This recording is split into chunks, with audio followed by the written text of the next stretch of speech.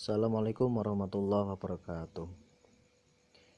Pada kesempatan kali ini saya akan membahas tentang hadis sahih. Definisi hadis sahih. Hadis sahih didefinisikan oleh Ibnu As-Solah sebagai berikut. Hadis yang disandarkan kepada Nabi Shallallahu Alaihi Wasallam yang sanadnya bersambung, diriwayatkan oleh perawi yang adil dan thabit hingga sampai akhir sanad, tidak ada kejanggalan dan tidak berilat. Menurut Imam Nawawi dalam Takrib Ar-Rawi fi Syarah At-Takrib, Nawawi menyatakan hadis sahih adalah hadis yang bersambung sanadnya muttasil melalui orang-orang yang adil lagi thabit tanpa syad dan ilat. Menurut Thohir Al-Jazairi Ad-Dimashqi dalam kitab Taujih An-Roda ila Usul Al-Atsar menyatakan hadis sahih adalah hadis yang sanadnya bersambung dari awal sanad sampai akhir sanad, yang diriwayatkan orang adil dan thabit dari perawi semisalnya, tanpa syad dan ilat. Syarat-syarat hadis dikatakan sahih. Yang pertama, rawinya bersifat adil. Kedua, rawinya bersifat thabit. Ketiga, sanadnya bersambung. Keempat, tidak berilat. Kelima, tidak syad atau janggal. Pertama, rawinya bersifat adil.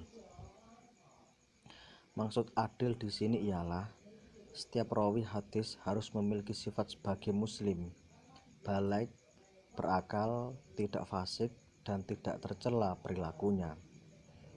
Kedua, rawinya bersifat thabit. Seorang rawi, yaitu setiap rawi hadis tersebut, harus benar-benar sempurna hafalannya, baik hafalan tanpa menggunakan kitab maupun menggunakan kitab. Ketiga, sanadnya bersambung, yang berarti setiap rawi dalam hadis tersebut benar-benar telah mengambil secara langsung dari gurunya.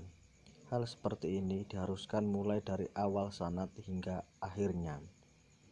Keempat, tidak berilat, yaitu hadis tersebut benar-benar tidak terdapat kecacatan di dalamnya.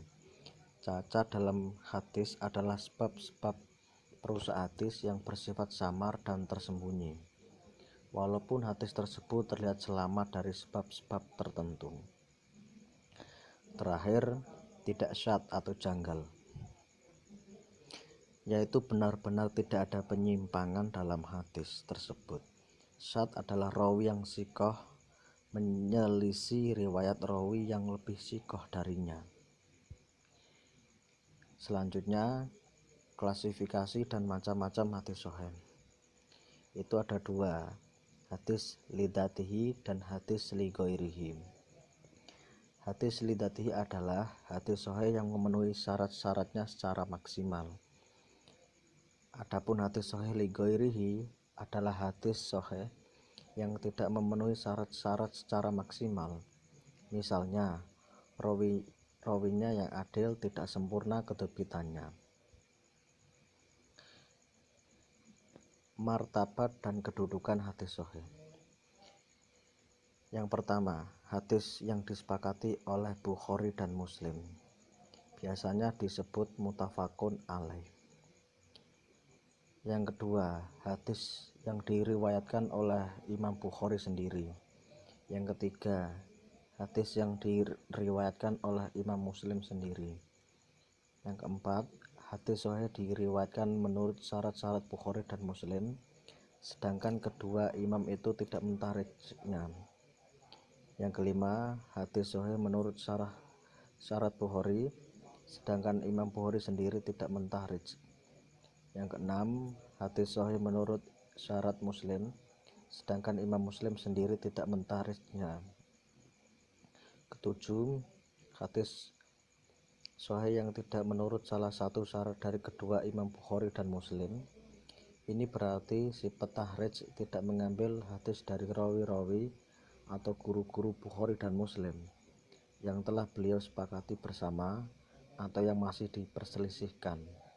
Akan tetapi, hadis yang ditarijkan tersebut disahihkan oleh imam-imam hadis yang ternama. Selanjutnya, kumpulan hadis sahih. Kumpulan hadis sahih yaitu Al-Kutubus Sittah, diantaranya adalah 1. Al-Jami' as-Shahih Al-Bukhari disusun oleh Imam Abu Abdillah Muhammad bin Ismail bin Ibrahim bin Al-Mughirah Al-Bukhari Al-Ju'fi. Kedua, Al-Musnad as-Shahih atau yang juga disebut Al-Jami' as-Shahih atau yang lebih terkenal Sahih Muslim disusun oleh Imam Husain Muslim bin Al-Hajjaj Al-Qusairi An-Naisaburi. Ketiga,